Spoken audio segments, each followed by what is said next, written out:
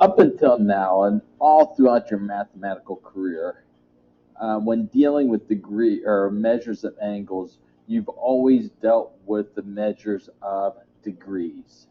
Okay, when you looked at a triangle had an angle sum that was 180 degrees. A quadrilateral had a degree measure sum of 360 degrees. So throughout your whole mathematical career, you have dealt with measures of angles and degrees. And everything that we have done up till now has been in degrees. Angles of rotations have been in degrees. But the problem we run into when you get to upper level mathematics and the idea of calculus, the idea of degrees start to fall apart.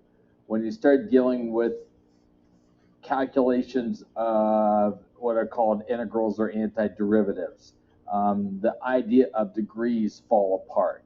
So what we have developed, or what has been developed, is a concept of measuring degrees or measuring angles in something other than degrees. And that's what we'll start dealing with today. But before we get into the degree measures in something a little bit different, we have some terms that we're going to look at here. First off, the idea of a unit circle. A unit circle is a circle with a radius of 1 unit. Now that 1 unit may be a foot, 1 inch, 1 yard, 1 mile, 1 centimeter. It's just one hash on a number line. It is just 1 unit.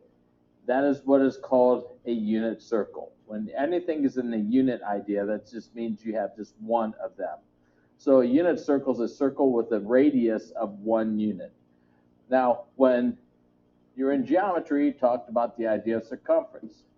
The circumference is defined to you as the distance around the circle. It's the perimeter of the circle. Whatever the circle is, you want to calculate what is that distance around that circle? Well, you find the circumference. It is the total distance around the circle.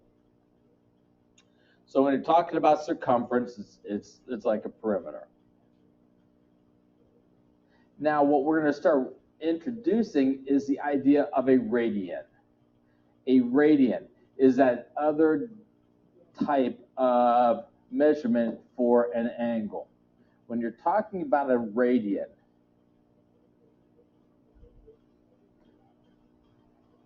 it is the arc length on a unit circle. The arc length on a unit circle, and we'll break this down here in a second. An arc length on a unit circle must be a unit circle, which means radius is 1 unit, for a specific central angle. It's the portion of the circle in the interior of a central angle. What is the portion of the circle in the interior of a central angle?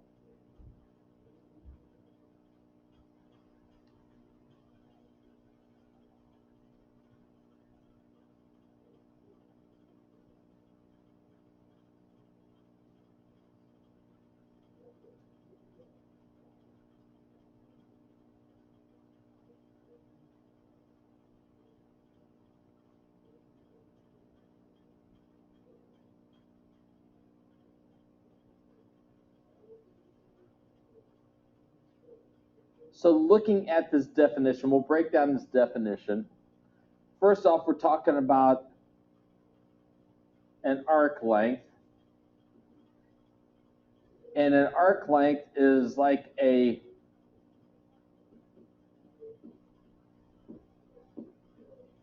what is sometimes called a circle segment.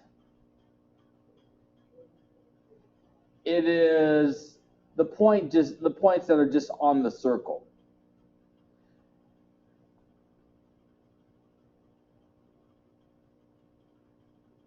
We're dealing with a unit circle with a specific central angle. Now we have to think back to what is the definition of a central angle. Well, when you were in geometry,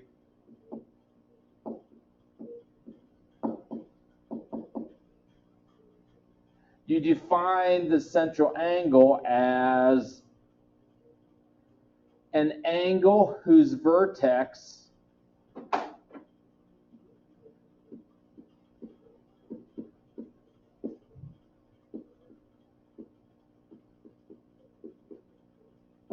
is at the center of the circle.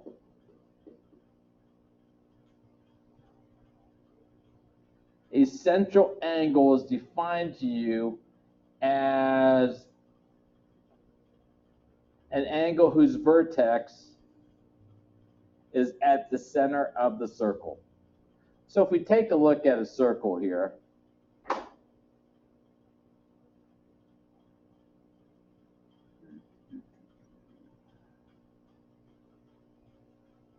if we take a look at a circle,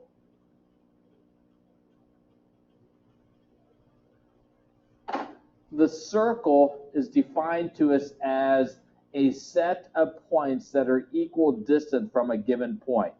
So when you talk about the circle, you're just talking about these points on the outside. It's like if you're talking about a pizza, you have all the good stuff in the inside of that, and then you have the outer edge, which is the crust.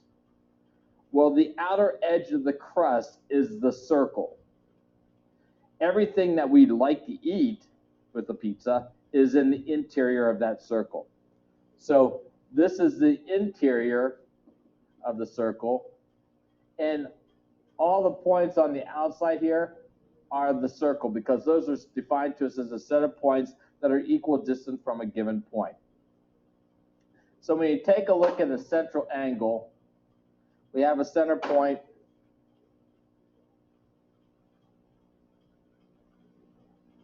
If we form an angle, our vertex is at the center. And when we talk about the radians, it is this arc length right here. Because this is the arc length, this is the part of the circle that's in the interior of the circle. And also the interior of the angle. So this here is your arc length in the interior of this angle, of a central angle. That's your idea of radians. Radians is the measure of that arc length. What is the measure of that arc length?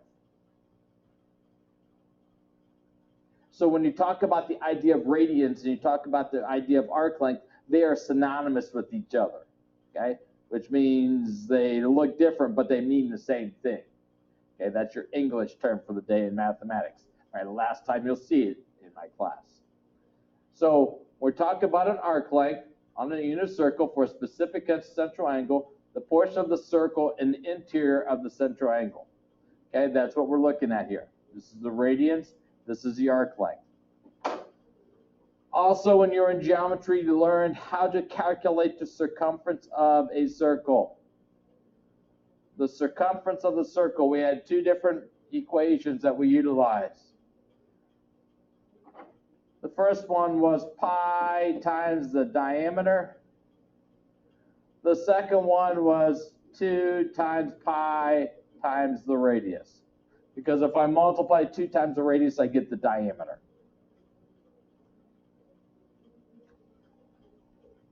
So if I take a look at a unit circle,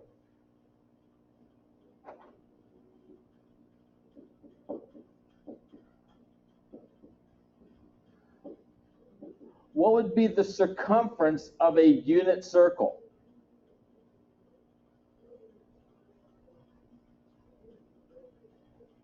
Well, if I'm talking about a unit circle, by definition, a unit circle, it is a circle with a radius of 1 unit. So if I talk about a unit circle, my radius is equal to 1. 1 yard, 1 foot, 1 mile, it's equal to 1. So we have 2 pi times a value of 1, or my circumference here is equal to 2 pi. Now, yes, I can know we could throw pi out there, and I know we're getting close to pi day and everything. We could say the value of pi is approximately equal to 3.14. It's 1.3141571, and so on. We can approximate to 3.14. So we can say this is 2 times 3.14, so it's approximately equal to 6.28. But what we're going to do is we're going to leave things in terms of pi.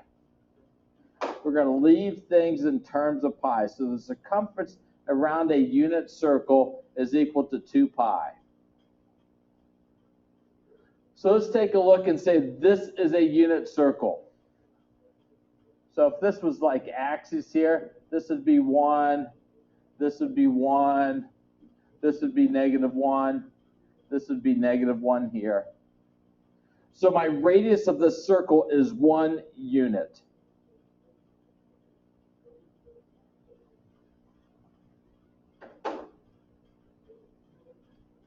We're going to take a look at a central angle.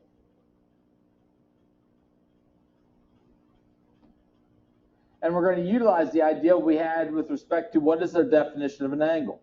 The definition of an angle is the amount of rotation of a ray. One of the Ray brothers. Okay, what is the amount of rotation of a ray? Oopsie. So if we take a look at one of these rays and we rotate it all the way around the circle. If I rotated it all the way around the circle, we have rotated this 360 degrees. That's one full rotation around a circle. Well, when dealing with the number of radians, what we're going to take a look at here for the radians for 360 degrees is what is in the interior of the central angle. Well, if you look, there's nothing look like it's in the interior at all because it's one ray on top of the other. But in essence, what we did is we have rotated all the way around. So if I take a look, all these points as I'm going along here are in the interior of this central angle. So we're going to rotate all the way around to here. So all the points that are in the interior, or the arc length that's in the interior, are the points on this circle. So the question is, the arc length is the number of radians. What is this arc length? What is this distance all the way around this unit circle? Well, what this distance is the circumference of the circle, which is 2 pi. So if I talk about 360 degrees, this is equal to 2 pi radians. Because all this, if I talk about a circle segment, my circle segment, the arc length that's in the interior of this, even though it looks like it's on the exterior, is all the points on the circle, which is 2 pi.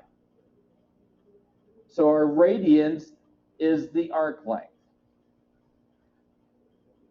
Well, what if I would rotate from here over to here? So now I'm rotating from here to here. The number of degrees we have rotated is half of a circle, which is half of 360 degrees, which is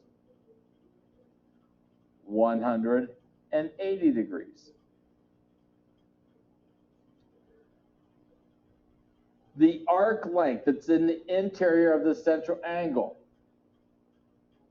is this arc length right here. This is the arc length that is in the interior of the central angle. We still have a radius or a center point, vertex point at the origin, or the center of the circle. So if I would go all the way around the circle, that would be 2 pi radians, 360 degrees or 2 pi radians. Well, if I go half of this, I'm going 180 degrees. How many radians would that be? That's exactly right. It's half of the 2 pi. So I'm taking my 2 pi and dividing it by 2, which is half of the 2 pi. So this comes down to pi radians. So if I talk about 180 degrees, this is pi radians, which is a key relationship that we will continue to use.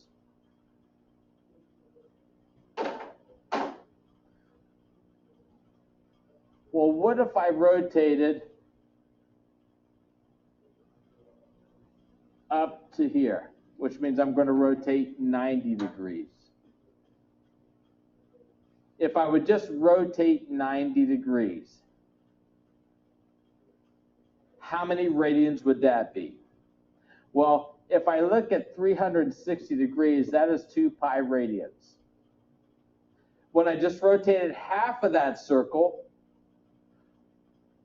360 degrees went to 180 degrees, 2 pi radians went half of 2 pi radians, which is pi radians, divided by 2. So 180 degrees is pi radians. So if I go half of the 180 degrees to give me 90 degrees, now I'm looking at this arc length right here. What is the measure of that arc length? Well, what is the degree measures of radians? Well, if I was at 360 degrees, I have 2 pi radians. 180 degrees, I divide that by 2 to give me pi radians. So if I go 90 degrees, that's half of my 180, which would be half of pi. Which, in the math world, what we will do with this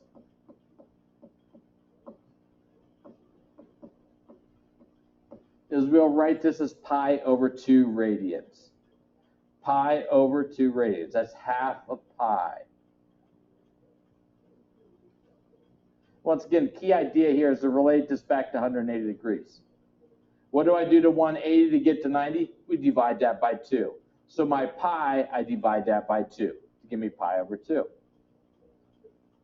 Well, what if we would rotate just 60 degrees now? If we would rotate just 60 degrees.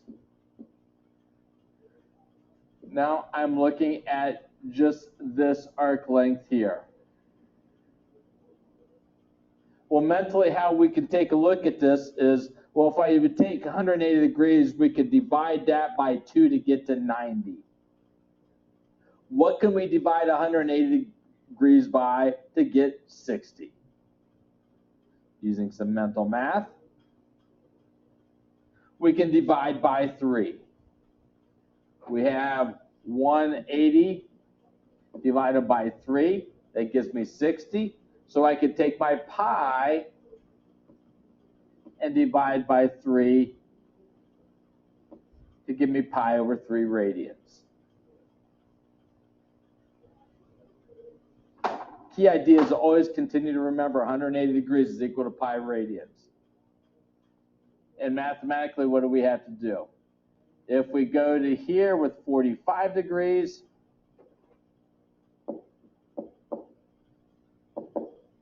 what would we have to do to 180 to get to 45? What would we have to divide 180 by to get to 45? Or we can think about, if I divide by 2, I get 90. I have to divide that by 2 again to give me 45. So I divide by 2 twice. That would give me pi over 4 radians. And lastly, if I just rotated 30 degrees, we rotate 30 degrees. What would we have to divide 180 by to get to 30? That would be 6. So we have pi over, whoopsie, pi over 6 radians.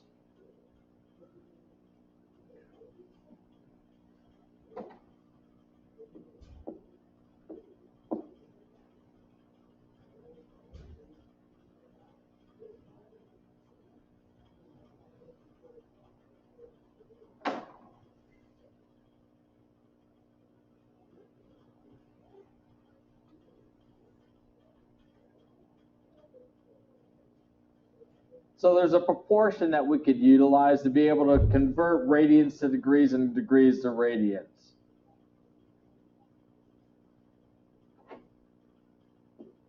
The key idea to remember, pi over 180 degrees is equal to x radians over theta degrees. This will allow us to convert any degree measurement to a radian measure, a radian to degree measure. But we can also utilize the idea that if I have pi divided by 3 and I want to find out how many degrees do we have with that, this is just 180 degrees divided by 3, which is 60 degrees. This is 180 degrees divided by 6, 30 degrees.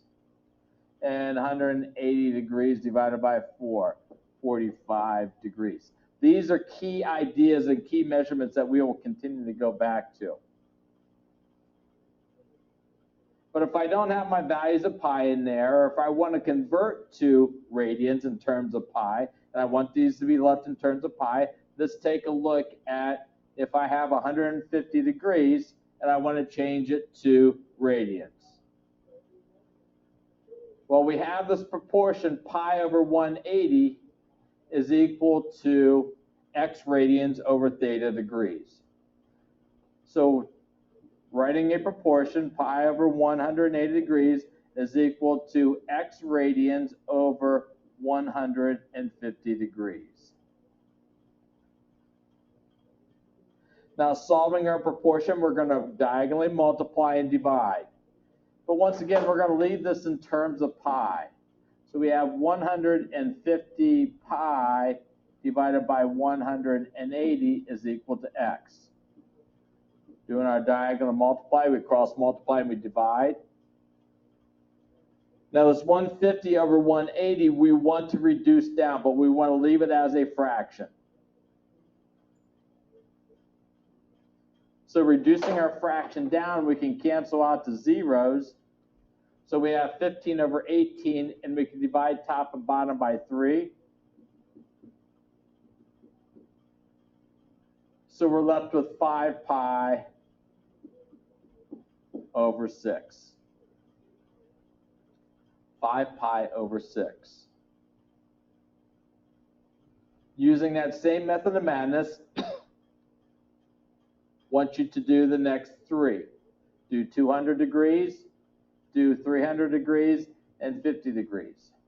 Do those 3 problems and check your answers with somebody around you. Once again, set up your ratio, your proportion, cross multiply and divide, and reduce your fraction down.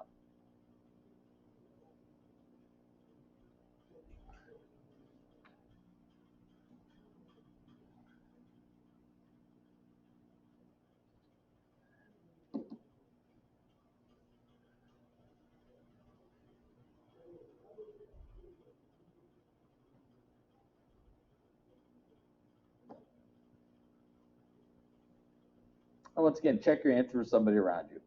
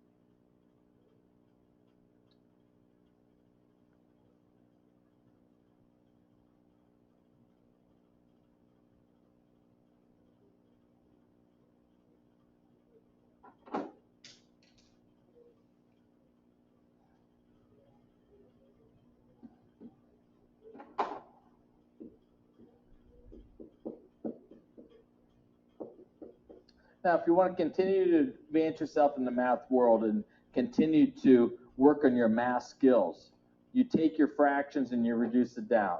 Cancel out your zeros, then I have 10 pi over, or 20 pi over 18. We could take 2 out of both of those, so we're left with 10 pi over 9. And once again, it's fine leaving it in a fraction form. But if you really struggle with fractions a little bit and you want to take a little bit easier route to do this, we have 200 over 180. If we go to our calculator and we take 200 and divide by 180, hit your math button, hit enter. What it will do is it will reduce your fraction down to 10 pi over 9, or 10 ninths, which will give us our 10 pi over 9.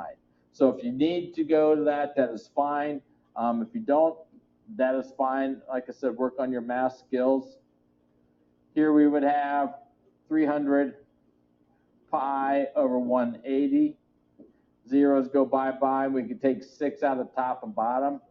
So we have 5 pi over 3.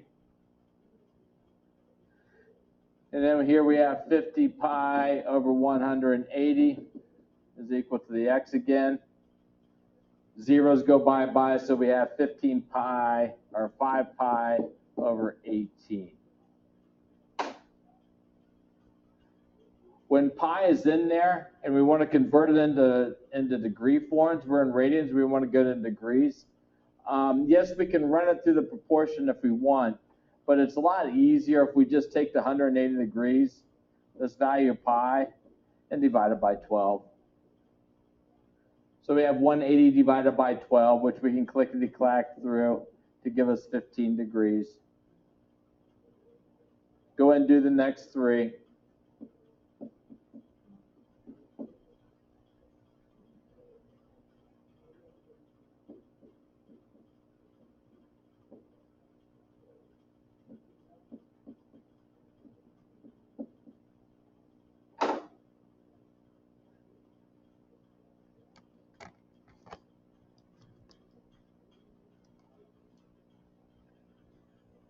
Check your answers once again with somebody around you.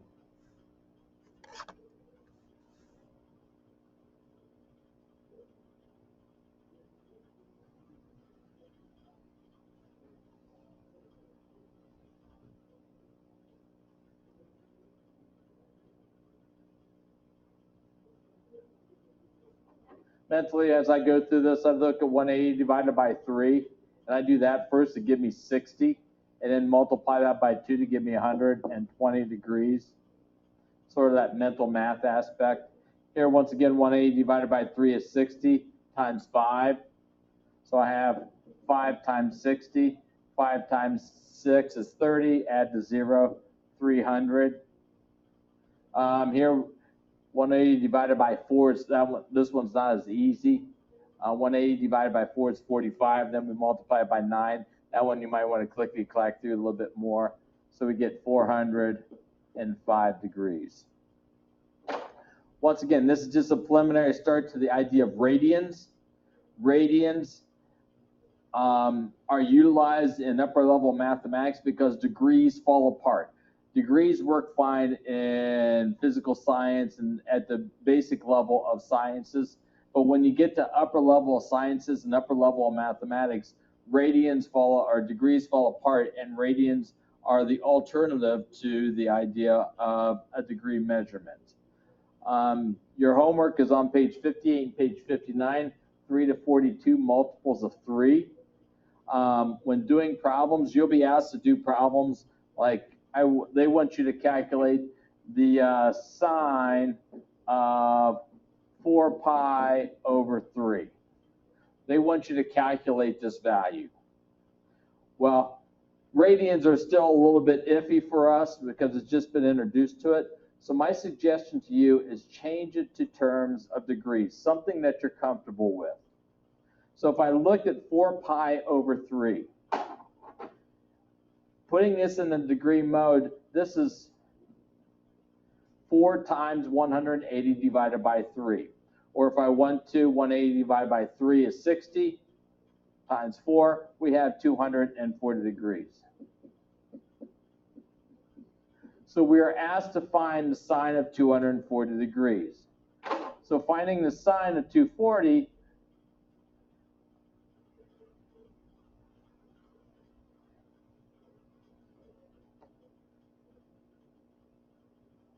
I can once again draw my triangle, rotate 240 degrees, gives me a reference angle of 60 degrees there.